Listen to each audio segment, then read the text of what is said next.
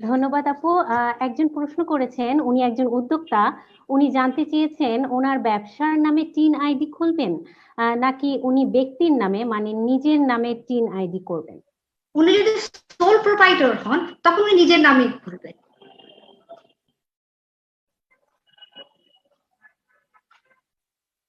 ধন্যবাদ আপু।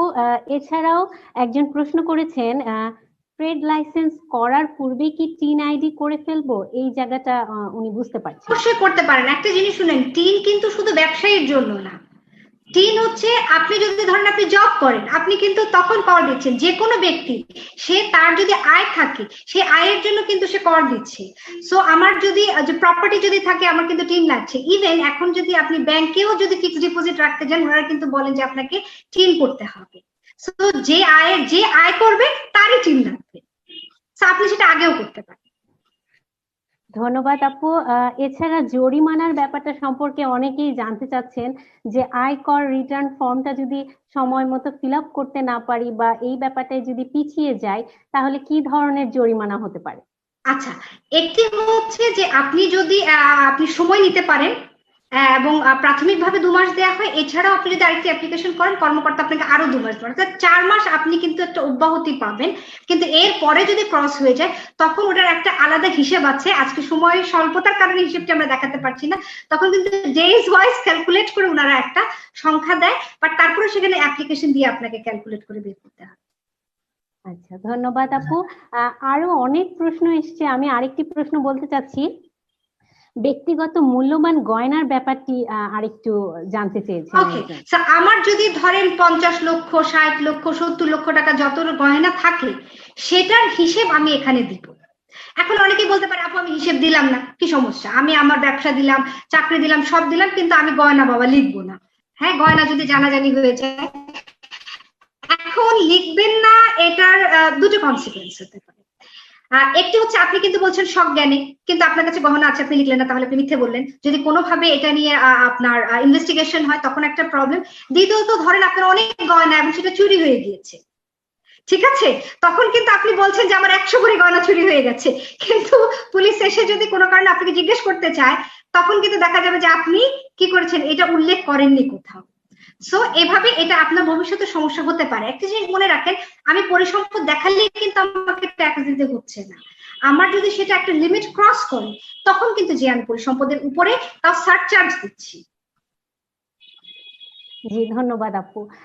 আপনি এর আগেও উল্লেখ করেছেন, তবুও অনেকেই প্রশ্ন করছেন যে মহিলা উদ্যোক্তা হিসেবে কত টাকা পর্যন্ত আয় হলে আসলে আয়কর জমা দিতে হবে। 3.5 লক্ষ টাকার উপরে যদি আপনি উপার্জন করেন তখন আপনি আয়কর দিবেন। 3.5 লক্ষ টাকা পর্যন্ত ইটস নট। আবার খেয়াল করেন আপনার বিক্রি থেকে কিন্তু আপনাকে দিতে হচ্ছে না। আপনার বিক্রি টাকা থেকে সব হিসেব বাদ দিয়ে প্রোডাক্ট কিনেছেন, অফিস চালাতে গিয়েছে, অবচয় খরচ গিয়েছে, সব যে নিট যে আয়টি থাকবে সেটি যদি আপনার 3.5 লক্ষ টাকা ক্রস করে তখন যে আপনি আয়কর দিবেন। ধন্যবাদ আপু। এছাড়াও আমাদের একজন পার্টিসিপেন্ট উনি জিজ্ঞাসা করেছেন, উনি একজন আইনজীবী এবং উনি ইনকাম ট্যাক্সের অ্যাডভোকেটের যে ভাইবা পরীক্ষাটি ওটি দিয়েছেন। উনি একটা ফাইল ওপেন করতে ওনাকে বলা হয়েছে 20 লক্ষ টাকার। তো উনি এই ব্যাপারটা বুঝতে পারছেন না, আপনার কাছ থেকে জানতে চাচ্ছেন। আমি নিজে ওনার কোয়েশ্চেনটি বুঝিনি যে 20 লক্ষ টাকা উনি কি ফাইল ওপেন করবেন। আচ্ছা আচ্ছা, মুন দাস আপু, আপনি তাহলে পরবর্তীতে আপনি কি এখন প্রশ্নটি করতে চাচ্ছেন?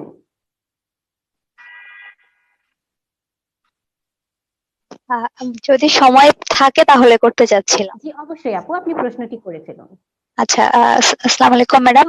এখানে মানে আমি ইনকাম ট্যাক্স লয়ার হিসেবে ভাইবা দিয়েছিলাম। তারপরে আমাকে একটা ল ফার্ম থেকে বললো যে নতুন অ্যাডভোকেট হওয়ার পরে যারা ইনকাম ট্যাক্স লয়ার আইনজীবী হতে চায় তাদেরকে 20 লক্ষ টাকার একটা ফাইল ওপেন করতে হয়, তাহলে ইন ফিউচারে অনেক ধরনের সমস্যা থেকে সমাধান পাওয়া যায়। তো আমি তখন প্রশ্ন করেছিলাম যে 20 লক্ষ টাকার ফাইলটা মানে কেন ওপেন করতে হবে, এটা রিজনটা কি? তো বললো যে যখন কোন আইনজীবী কিছু বাই করে মানে বাড়ি বা গাড়ি কিছু কিনতে যায় তখন তাকে অনেক সমস্যা সাফার করতে হয়, তখন আর এই প্রপার্টিটা তার থাকলে সে এরকম কোনো সমস্যায় পড়বে না। তো এই বিষয়টা আমার কাছে আসলে পরিষ্কার না যে 20 লক্ষ টাকার ফাইল আমি ওপেন করে এখানে কি সমাধান পাবো আর কেনই বা এটা করতে হয়, এমন কিছু আছে কিনা। আচ্ছা মুন্দাস আপু এবং রহিমা আপু, মানে আমাদের আনিসা বলছে এটার সাথে আজকের এই টপিকের কোনো সম্পর্ক নেই। আর জি জি, এটা আমি হচ্ছে এটা প্রশ্ন করেছিলাম, যদি রিলেটেড না হয় তাহলে আজকে না, পরে জেনে নিব কখন। হ্যাঁ, মাইক্রোফোন করে রাখেন। এটা হচ্ছে, এটার সাথে আসলে কোনোই নাই, এবং এটা সরকারি, যেটা আমি আনিসা আপু বুঝতেছি, এটার সাথে সরকারি কোনো আইন বা নিয়ম কানুনের ব্যাপার নেই। উনি একটা প্রাইভেট ল ফার্মে গিয়েছেন, তাদের একটা হয়তো হতে পারে যে আপনি একটা একটা অ্যাকাউন্ট, মানে একটা হিসাব দেখান, ওইটা এটার সাথে সরকারি নীতিমালা, আইন, এনবিআর কোনো কিছু সম্পর্ক।